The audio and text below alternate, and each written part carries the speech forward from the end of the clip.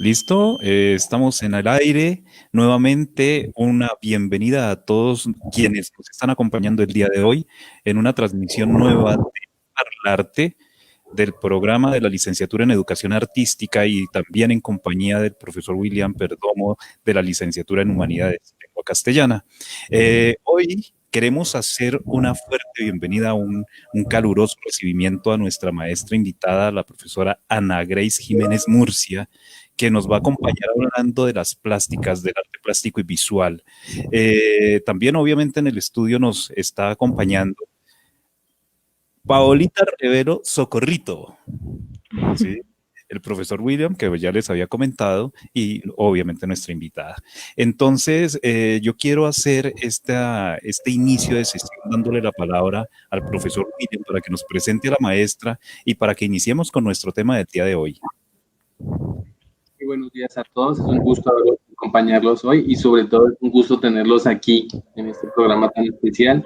Hoy tenemos un programa muy particular, también muy especial porque vamos a hablar de lo que es el arte, específicamente ese bagaje de que tiene el arte no solo en términos históricos, no solo en términos de producción, no solo en términos de lo cultural, sino también en términos didácticos y por eso nos acompaña una persona muy especial para lo que es este tema del arte y es la profesora Ana Grace Jiménez. Ella es una profesora que ha venido trabajando durante mucho tiempo en relación con la historia del arte, específicamente también ha trabajado con lo que es el arte visual y el arte plástico.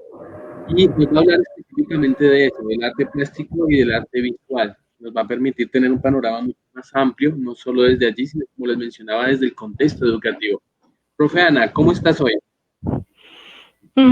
Profe William, muy buenos días.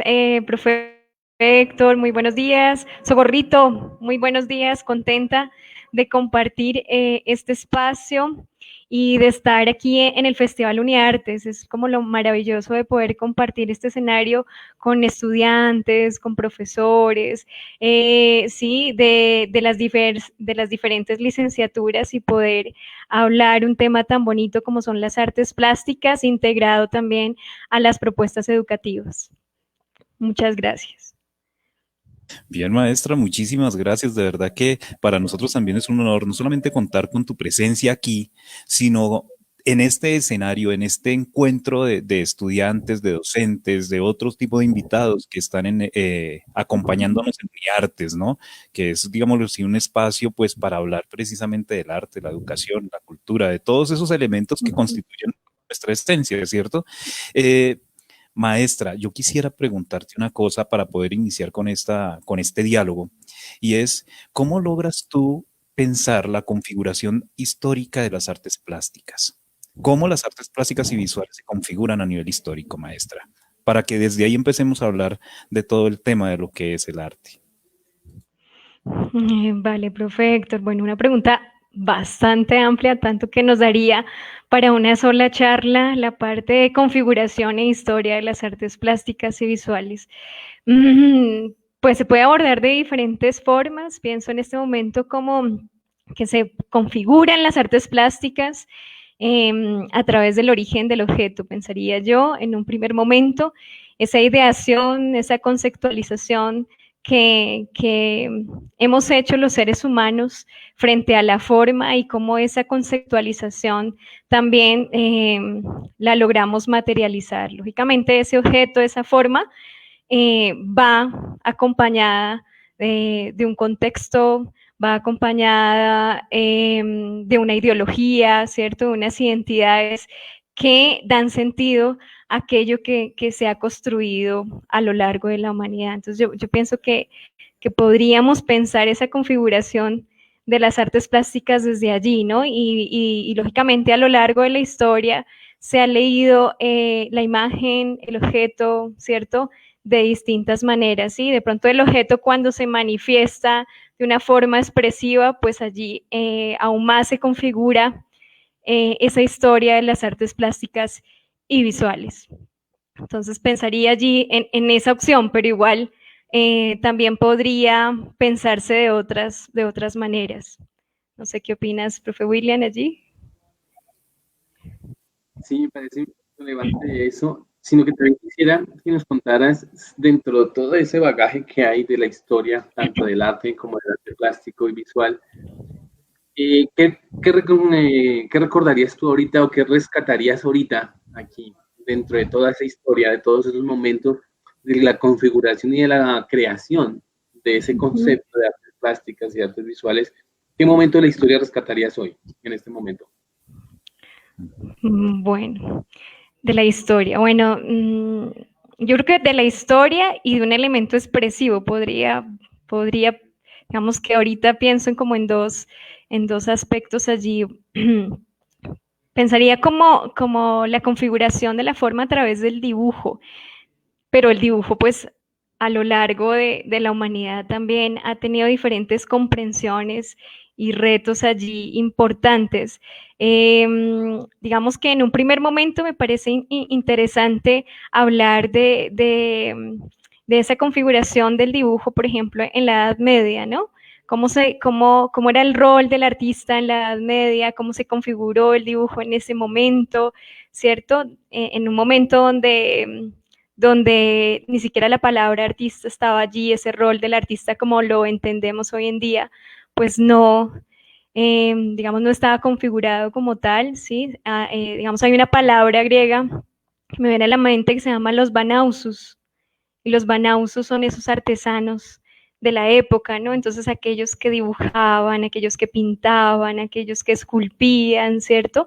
Eran unos artesanos de la época, ¿sí? En la Edad Media, ¿no? Entonces, ¿y cómo se empieza a configurar, digamos, el artista con un elemento expresivo tan bello como lo es el dibujo, ¿no? Y ese concepto abstracto que ha construido el hombre simplemente con un lápiz y un papel, ¿sí? Y hemos transformado un poco a la humanidad con esa acción, ¿no? Entonces pienso en la Edad Media, pienso en como en esos talleres donde se configuraron, sí, esos momentos, también hablando un poquito de la educación, cómo esos talleres sirvieron también para que otras personas interesadas pudieran aprender esos oficios, sí, esas preparaciones de los lienzos, no sé, la preparación de los pigmentos, de los materiales en su momento, sí, entonces cómo también se empieza a entender un aprendizaje, ¿sí? Digamos, las personas interesadas, digamos, se configuran su aprendizaje en esos elementos del oficio, pensaría yo allí. Bien, yo pienso, maestra, y qué pena, ahí yo quisiera preguntarte algo. Y es que tú nos mencionabas acerca de la transformación del objeto en la historia y cómo el artista o la persona afina al proceso artístico mostraba o desarrollaba determinadas habilidades técnicas y formas de verse en el ejercicio de la observación y la representación de los objetos, ¿cierto? Entonces, ahí hay un papel crucial en la forma y en el marco histórico en el cual se está pues desenvolviendo el proceso artístico, tal cual como lo mencionabas ahorita, cómo entonces entra a vincularse la parte académica en ese marco de las artes históricas, ¿cierto? Para poder ver la transformación del objeto y ver la transformación también del quehacer del artista en ese escenario. Ok, maestro. Bueno, bueno, tú hablas de otro espacio interesante allí que son las academias de arte, ¿sí? Otro espacio también educativo, ¿sí? Que nos mencionas allí, profe Héctor. Bueno, primero como que se da como el espacio de los talleres en la Edad Media y luego empieza a configurarse ese espacio educativo desde un enfoque más profesional, ¿no? Entonces, las personas que estaban interesadas en aprender las bellas artes, ¿sí? La pintura, el dibujo, la escultura, la arquitectura, ¿sí? Entonces, digamos que se empieza a configurar un espacio un poco más formal del que había previamente, que son las academias. Esas academias hubo como un punto allí de transición, de construcción, que se gesta durante el Renacimiento y ya empiezan a desarrollarse un poco más, ya en el siglo XIX, ya en el romanticismo, pues lógicamente ya están mucho más establecidas esas academias de arte, ¿no? Digamos que aquí el enfoque, lo que les mencioné, es un enfoque un poco más profesional. Ya, por ejemplo, habían personas que desde los 12 años podían ingresar a estas academias de arte, no necesitaban como un estudio, como ahora que necesitamos un estudio allí para ingresar a una universidad y etcétera, no. Simplemente desde los 12 años ya había un ingreso a estos espacios. Y digamos que, pues continuando también con la idea del dibujo allí, pues la columna vertebral, ¿sí? Que se ha mantenido ha sido el tema del dibujo, ¿no? Entonces, el tema de las bellas artes y pues lógicamente del dibujo en sí y de esos procesos, de ese plan de estudios que había en su momento. Por ejemplo, pues en esa época pues se utilizaban sobre todo esas copias de láminas, ¿cierto? Para aprender geometría, para aprender anatomía, ¿sí?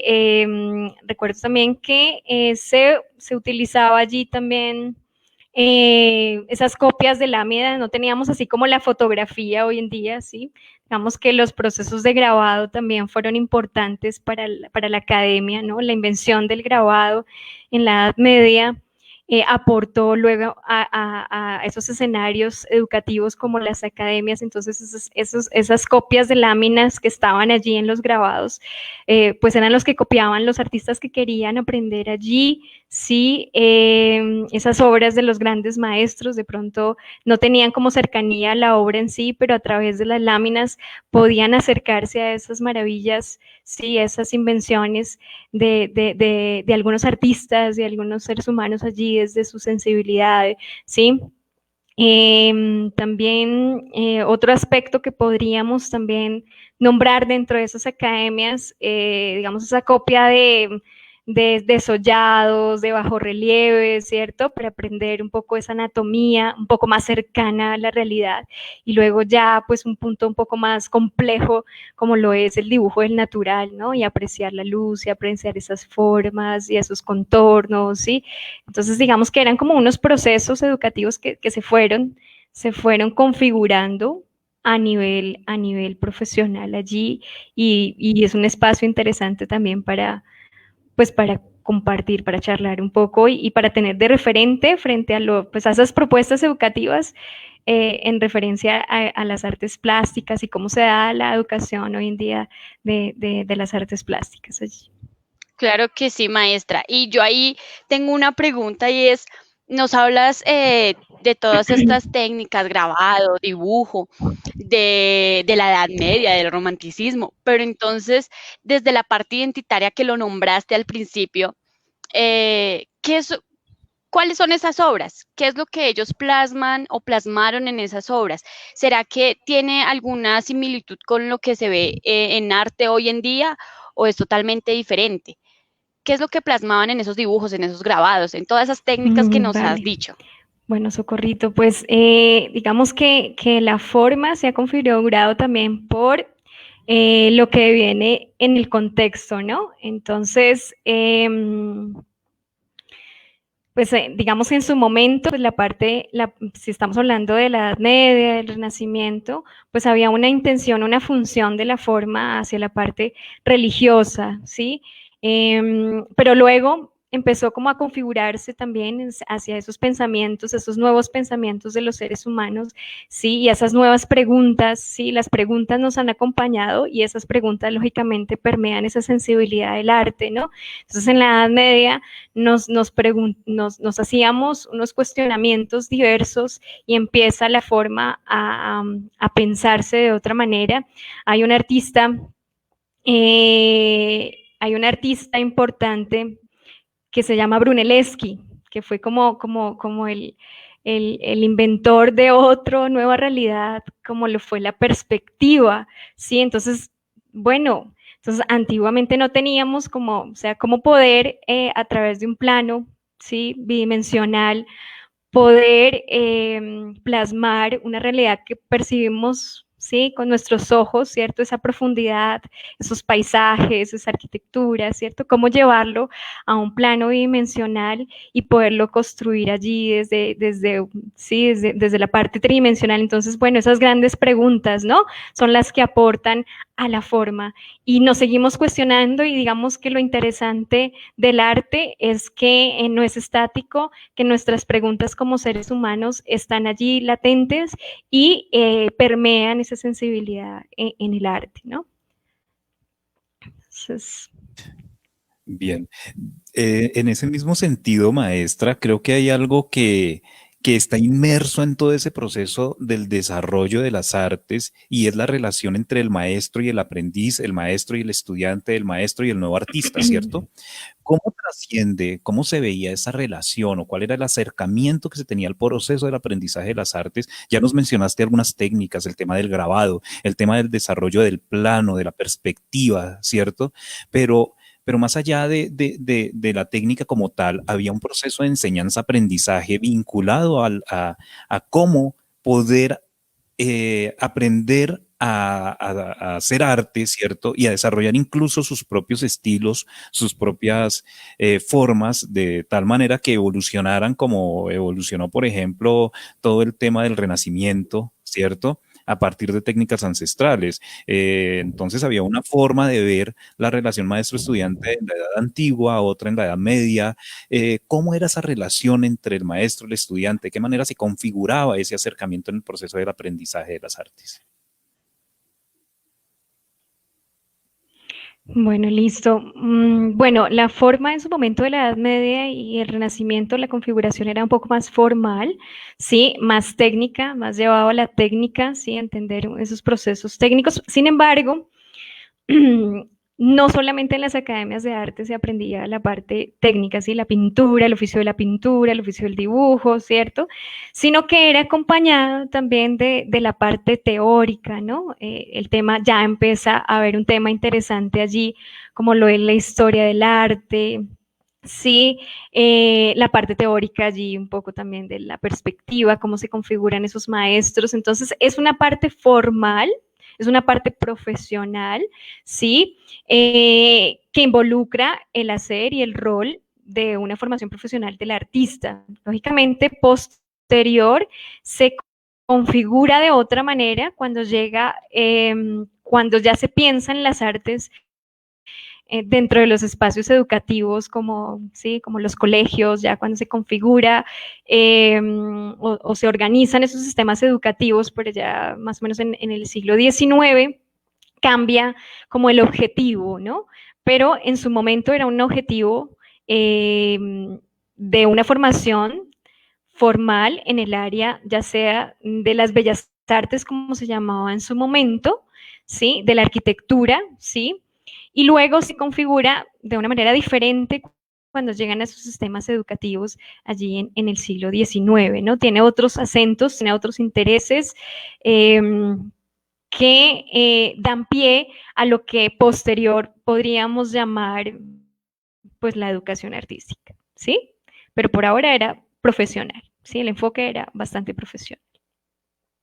Bien, quiero, antes de darle la palabra al profe William, que tiene una pregunta hace un ratico para hacerle a la maestra, yo quisiera hacer también un vínculo a una situación, y es que antiguamente la relación también estaba muy dada desde ese ejemplo, ¿no? Yo quiero seguir a tal personaje que es el que y entonces el aprendiz era el que iba a vivir literalmente en la casa del maestro y a aprender, mejor dicho, no se le Sí. estudiaba desde el lado desde que amanecía hasta que anochecía, a ver qué era lo que hacía, cómo lo hacía, de qué manera trabajaba y aprendía incluso mañas del mismo maestro para poder desarrollar Claro, funciones, claro que sí. ¿sí? Entonces eso es algo Pues un que ejemplo allí, sí, ujú. Sí, maestra. un ejemplo, un ejemplo allí como que también se me viene a la cabeza, el maestro Verrocchio, sí, y el maestro Leonardo da Vinci, ¿no? Pues su maestro, el maestro de Leonardo da Vinci fue Verrocchio, y también un espacio de taller, un espacio de aprendizaje, ¿sí? Donde tú dices, un espacio que comparten una vida, ¿sí? O sea, es un estudio, pero inmersivo, ¿sí? Dentro del espacio del taller. Entonces, todo lo que sucede, la parte comercial que afecta también la parte del taller, ¿cierto? Esos encargos de obras de arte, ¿sí? Son las que configuran ese espacio y digamos que los aprendices son los que apoyan al maestro, ¿sí? Entonces también pues me vino así a Verrocchio y de pronto también las obras de Verrocchio que tienen que ver mucho con la parte del movimiento, ¿sí? Y cómo también el movimiento, esa sensibilidad del movimiento en la pintura lo toma de referente Leonardo da Vinci. Bueno, sí, lógicamente ya Leonardo da Vinci como en algún momento supera al maestro, ¿cierto? Pero hay acentos importantes y aportes importantes de los maestros que afectan también ese aprendizaje que uno va buscando, ¿no? Sí. Entonces, no sé, el Maestra, maestro William tenía allí. Sí.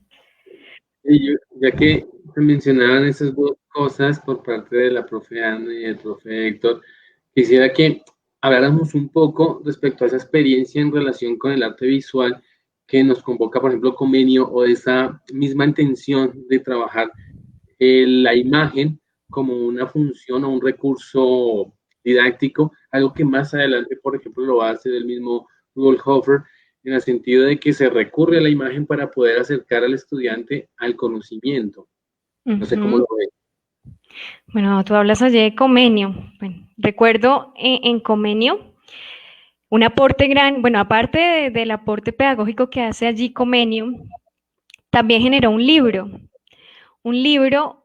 para un libro que ve la imagen, ¿cierto? Que tiene presente la imagen para la construcción del aprendizaje, ¿cierto? Entonces, de pronto no solamente es el texto escrito que nos da como ciertas indicaciones o una pauta instructiva allí, sino como la imagen también te permite construir conocimiento, ¿no? Entonces, digamos que un personaje importante en relación de ese aprendizaje a través de la imagen, es como tú lo indicas, profe Comenio, no recuerdo es el nombre, Orbis Picture, no me acuerdo bien el nombre de un libro que realizó Comenio, pero fue a través del recurso visual y fue un recurso visual para niños, ¿no? Entonces, cómo también esas imágenes permean luego lo que se pensaría posteriormente acerca de las infancias, pero ya él lo tenía muy presente en esa idea. Sí. Sí, maestro. Es que todo el tema, o sea, aquí salen muchas inquietudes y el maestro al comienzo, antes de la sesión, tenía toda una cantidad de cosas y volúmenes de preguntas que decíamos, no, pues con la maestra Ana, con todo ese acercamiento que tiene y esa experiencia desde el punto de vista artístico, plástico y sobre todo el conocimiento de técnicas y de estrategias educativas desde la historia, pues había mucho que preguntar, maestro. No sé si continúas entonces. Sí, solo quería como hacer énfasis a partir de lo que decía la profe Ana, y es cómo la imagen y en particular el arte se convierte en un recurso para poder acercar a la gente, digamos que en muchos casos las personas que no tienen esa facilidad al conocimiento y sobre todo al mundo, ¿no? Como lo mencionaba anteriormente Paola, cómo a partir de allí hay una relación con lo identitario, una relación con el mundo, es decir, el arte se convierte en una manifestación que permite evaluar el mundo, criticarlo también. Entonces, de hecho, perdón que me meta con el tema, pero en lo que está pasando actualmente, también el arte se convierte en un punto de reflexión para lo que está ocurriendo, ¿no? O sea, nos damos cuenta de que muchas personas que están en el marco del arte retoman el arte para reflexionar precisamente sobre lo que está ocurriendo, ¿no?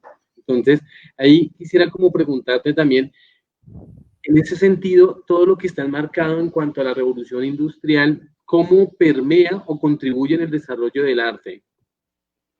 Ok. Bueno, bueno, digamos que esa organización de los sistemas educativos en el siglo XIX, un siglo de cambios, un siglo de patentes, un siglo de inventos, un siglo, sí, un siglo crucial, me parece un siglo interesante para también estudiar. Pues digamos que el arte en su momento y más como la educación artística como se llevaba en su momento en las escuelas, en los colegios, nuevamente empieza a aparecer el tema del dibujo, ¿no? Nuevamente, ¿sí? Pero miren que los enfoques empiezan a cambiar en los sistemas escolares, ¿sí? Entonces el dibujo para la revolución industrial, ¿qué necesitaban? Porque era una materia obligatoria, porque se consideró una materia obligatoria, ¿sí? En primaria y en secundaria, el tema del dibujo, y dentro de un contexto de industrialización, pero el tema del dibujo era más centrado a un tema de construcción geométrica, ¿sí? Un tema un poco más figurativo. Entonces, digamos que allí pues tenía también una intención, porque debían las personas que esas nociones básicas del colegio, ¿cierto? De esos sistemas educativos, pues iban a ponerlo en práctica ya con estudios posteriores, ¿sí? Ya más técnicos, iban a servir a esos trabajos cualificados que se necesitaban en su momento en la revolución industrial. ¿Sí? Entonces el colegio fue como una base importante, pero la intención era otra, ¿sí? La intención, digamos, la intención que nosotros pensamos creativa, espontánea, ¿sí? Pues era totalmente diferente. Digamos que las propuestas sensibles, creativas, se seguían trabajando, eran ya en la parte profesional del arte, empiezan a generarse movimientos interesantes allí, el simbolismo, el realismo, ¿cierto? A finales del siglo XIX, el impresionismo. Entonces empiezan otra vez esos cuestionamientos y esos, bueno, pensémonos la obra de arte, pensémonos la función de la obra de arte de manera diferente, ¿sí? Y los artistas también pues aportaron bastante allí en ese campo expresivo, en dar pauta también a una parte sensible y espontánea y expresiva que se da, digamos, allí a finales del siglo XIX y todo lo que viene luego en las vanguardias. Entonces, bueno, podría pensar esa revolución industrial desde allí, pero también hay otras reflexiones importantes, ¿no? Hay un movimiento del arte que es el realismo, que también da cuenta de una realidad fuerte que está pasando, ¿cierto? Ya el ser humano como una maquila, ¿sí? Una serie de trabajo bastante fuerte, ¿cierto? Entonces, de todas maneras, el arte responde al contexto, se da cuenta de situaciones del contexto, ¿sí? Y lo sitúa, o sea, empieza a dialogar con lo que está afectando al ser humano, ¿sí? Y lo evidencia, ¿no? Y lo pone en pie allí para sustentar aquí, ya para expresar, para mostrar, para dar cuenta de esas ideas desde el artista, de lo que está sucediendo en su realidad. ¿Mm? Claro, maestra, y yo ahí, disculpa, yo ahí tengo un aporte también, ¿no? Que de cada uno de estos actos, de estos momentos que nosotros presenciamos, hay que tener desde nuestro énfasis, ¿no? Desde nuestra posición, tal vez artística aquí, la mayoría, o desde otro campo, como nos están nuestros espectadores viendo, dar ese granito de arena, ¿no? Y dar una protesta artística, se podría decir. Entonces es como salir, tomar lo mejor de estos actos, de estos momentos, para así seguir construyéndonos y tomar una reflexión ante la realidad que está pasando y generar una reflexión en nuestros espectadores también. Bien, yo creo que también me uno a esa propuesta y creo que lo que estás mencionando acerca de la revolución industrial y todo lo que tuvo que ver con esos cambios históricos que se dieron a finales del siglo XIX, parte incluso del siglo XX, comienzos del siglo XX, vinculan todos esos escenarios, ¿no? Porque es también el momento propicio en que aparecen las ciencias humanas, ¿cierto? En contraposición a las ciencias positivistas, y esto hace que el objeto de estudio del cual estabas hablando, el objeto de observación y sobre el cual se creaba también cambie, se reconfigure y se piense desde diferentes miradas, ¿no? Divergentes y algunas convergentes también. En ese sentido, pues aparece todo el tema de la visión humanista que tú me estás diciendo, toda la parte social, ¿cierto? Esa crítica a esos modelos maquiavélicos, por decirlo de alguna manera, de explotación y de dominación sobre determinados ejes de la humanidad. Y también la otra propuesta es mirar la mirada del arte desde el punto de vista de ese ejercicio que tiene para lo práctico, para el desarrollo de cosas o de situaciones que necesita la misma humanidad, ¿no? Entonces empieza a aparecer toda la maquinaria y la maquinaria se basa también en planos, en dibujos, en obras artísticas que en sí mismos se convierten también en todo un catálogo de excelsos trabajos plásticos, ¿cierto? Basados en la línea, basados en la sombra, basados en los entramados. Bueno, hay una cantidad de ejercicios ahí muy interesantes que dejan ver cómo hay una evolución en la forma de ver el objeto, de ver el mundo y de ver esa relación y la subjetividad que hay en las diferentes élites y campos del quehacer humano, ¿no?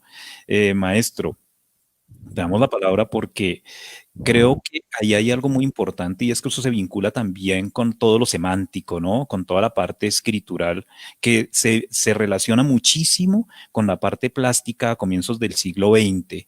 Entonces, maestro, si tú nos quieres hablar ahí del tema también para articularlo con lo que dice la maestra Anita. Sí, yo quisiera que a la par habláramos de algo en particular que es muy común en la actualidad y que se va dando desde lo histórico a partir también de lo que mencionaban tanto la profe Ana y el profe Héctor, y es en torno a lo que actualmente denominamos esa transmedialidad, es decir, surge una manifestación artística desde una propuesta o desde un formato, por decirlo así, es decir, surge una obra literaria, por ejemplo, pero a medida que se va interpretando, a medida que se va, digamos que acogiendo por la sociedad y por el mismo campo cultural, adquiere otro formato. Por ejemplo, la misma obra literaria se convierte o en una pintura o se convierte en una película o demás. ¿Cómo consideran ustedes que esa transmedialidad, ese formato que va cambiando, digamos que de estructura, permea realmente esas dinámicas sociales en las que estamos actualmente? ¿Consideran que, por ejemplo, desde el campo de lo educativo, permiten que el estudiante que no tenía tanto acceso a lo cultural tenga más facilidad o al contrario permiten que esa cultura de masas, digamos que le resta importancia a la cultura? ¿Cómo lo ven ustedes? Vale, listo. Bueno, ya digamos esa pregunta nos acerca como más a nuestra realidad, ¿no? A nuestro contexto, a lo que estamos ahorita como reflexionando, sí, en la actualidad. Bueno, yo pienso que las artes plásticas y visuales pues ya no se miran como una disciplina allí solitaria, aislada, el maestro en su taller pintando, ¿sí?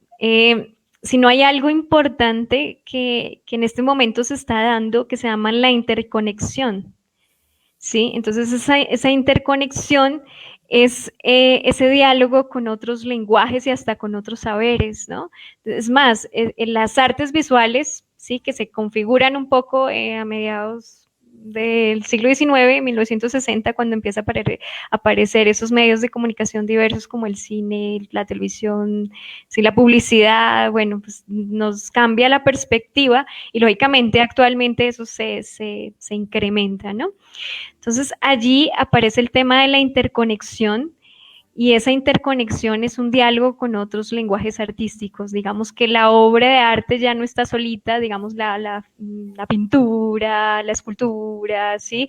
Sino que empiezan a aparecer propuestas artísticas diversas, tanto así que se toma, digamos, ese campo tecnológico, ¿sí? Esos medios de comunicación para integrar a la obra de arte, ¿no?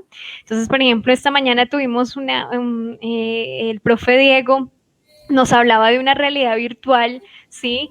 Nos hablaba de una experiencia tecnológica en la que empezamos a dialogar, ¿sí? El arte y la tecnología empieza a dialogar, ¿sí?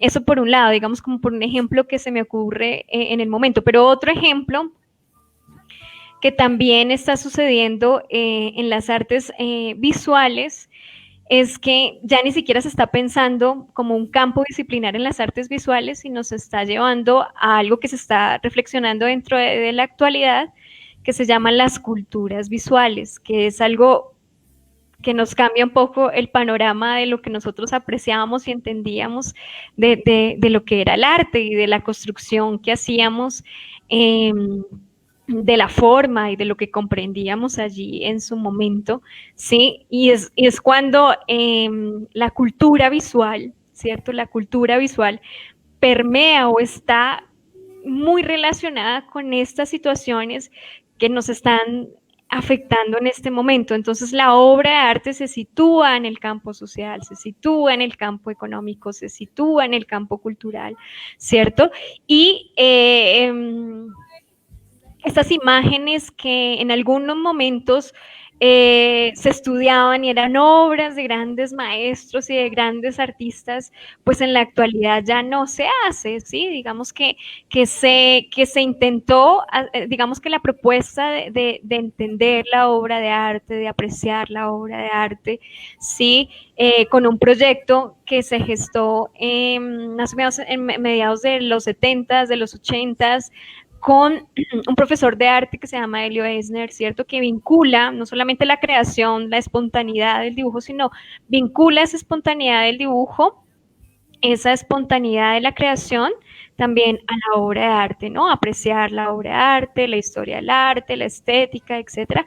Pero a finales a finales del siglo XX y entrando a ese siglo XXI, como que dicen, no, espera un momentico, porque en el colegio o en esos espacios donde estamos comprendiendo el arte, pues no solamente vamos a hacer una lectura de la obra artística, ¿sí? De la obra que se ha concebido desde lo artístico, sino que las imágenes hay una explosión de imágenes en nuestra vida cotidiana muy amplia, ¿sí? Y más dentro de ese campo tecnológico que influye, lógicamente, en lo que se está revisando de las culturas visuales y lo que está pasando también en el colegio, ¿no? Entonces, como esa cultura visual, debemos entenderla también los maestros que estamos en el campo de la educación artística y hacer una reflexión, ¿sí? Y como reconfigurar todas esas imágenes y empezarlas a pensar en el campo de la educación artística. Entonces, podríamos, sí. Sí, precisamente ese tipo de reconfiguraciones y todo lo que hemos estado hablando el día de hoy nos lleva a una gran reflexión y a una reflexión que tiene que ver con nuestro quehacer, tanto como maestros como estudiantes, en el mundo de lo visual, en un mundo que está inmerso en esas múltiples plataformas tecnológicas que utilizan la parte visual precisamente para poder hacer un acercamiento a un público, a veces público objetivo desde el punto de vista del marketing y desde el punto de vista de la neurociencia, ¿cierto? Pero también desde el punto de vista de lo bello, de lo estético, de lo educativo, de lo que es pertinente a nivel social, a nivel humano.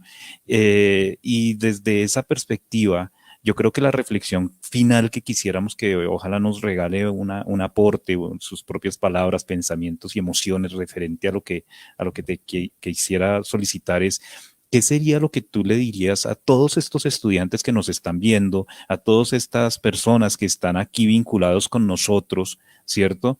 A los maestros, referido a lo que tiene que ver con la observación del arte desde lo visual y desde lo plástico, pero también al ejercicio mismo de la creación artística, visual y plástica, maestra? Vale, listo. ¿Qué les diría? Vale, listo. Bueno, primero, digamos, el campo de la imagen en este momento dentro de las artes plásticas y visuales se nos amplió, ¿sí? Ya no solamente tenemos referentes o un referente, sino demasiados referentes. Y desde allí pues debemos empezar a construir en dos campos, ¿sí? Yo lo hablo desde dos campos, desde el campo educativo.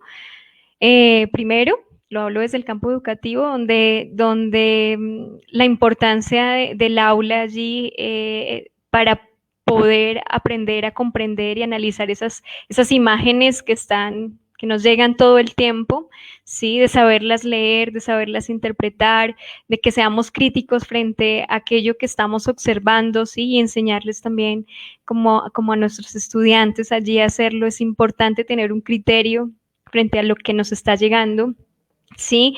Y ya en la parte de la creación, pues me uno nuevamente a lo de la cultura visual. Digamos que es interesante cómo el arte empieza a dialogar con otras disciplinas, ¿sí? Por ejemplo, si yo quisiera hablar del tema del feminismo, sí, lo integro a la obra de arte. Si yo quiero pensar una situación social como la que, pues lógicamente, estos días he estado revisando, que fue ese abuso policial, es algo que me toca, es algo que me afecta, y lo puedo integrar o sea, yo puedo dar voz también desde ese lenguaje artístico, ¿no? Entonces hay algo allí importante que también surge a finales del siglo XIX, principios del siglo XXI, perdón, siglo XX, principios del siglo XXI, que es la estética relacional, ¿no? Entonces, esa sensibilidad del arte la podemos integrar con la vida, y podemos hacer proyectos artísticos que den cuenta también de reflexiones sociales o reflexiones que nos interesen en el ámbito cultural, científico, ¿por qué no? ¿Sí? Ambiental, entre otros. Entonces, eso es lo interesante de este momento del siglo XXI. Retos, preguntas, sí, que sigamos cuestionándonos, que sigamos viendo que no es el artista allí solitario, sino es el artista que está inmerso en una realidad que lo afecta, ¿sí? Que tiene una mirada distinta, de un político, sí, un policía, sí, que tiene una mirada diferente y que desde sus conocimientos puede aportar, ¿sí? Puede aportar y dar su voz allí también. Gracias, maestra. Pues dado el tiempo, nos avisan que estamos ya sobre el límite, entonces les damos una fuerte, pues digámoslo así, felicitación a todos los que estuvieron desde el comienzo hasta el final en este evento. También un agradecimiento inmenso a nuestra maestra Ana Grace por todo lo que nos compartió el día de hoy desde el punto de vista de la historia, desde el punto de vista de lo que es el arte y de lo que tiene que ver con la educación en el arte a través de la historia, maestra. De verdad que es para nosotros muy grato haberla tenido acá. Maestro William también por su participación, que sí, ya es parte del equipo, entonces estamos ahí mano a mano para mirar a ver cómo logramos llevarles a todos nuestros estudiantes, a toda la comunidad educativa, pues temas que sean de importancia desde el punto de vista del arte y desde el punto de vista de la educación y la literatura también. A Paulita, muchísimas gracias por tu colaboración, a Johan en la parte técnica que nos permite todo este tipo de conectividad y de escenarios, a Uniartes y a todos los organizadores del evento de esta semana, en el marco de la Semana de la Educación también, a nuestro decano, a nuestra secretaria académica y a todos los demás participantes que hacen posible este tipo de escenarios. Les damos muchísimo, mejor dicho, un agradecimiento inmenso y los esperamos en una próxima sesión de Parlaarte. Muy amables.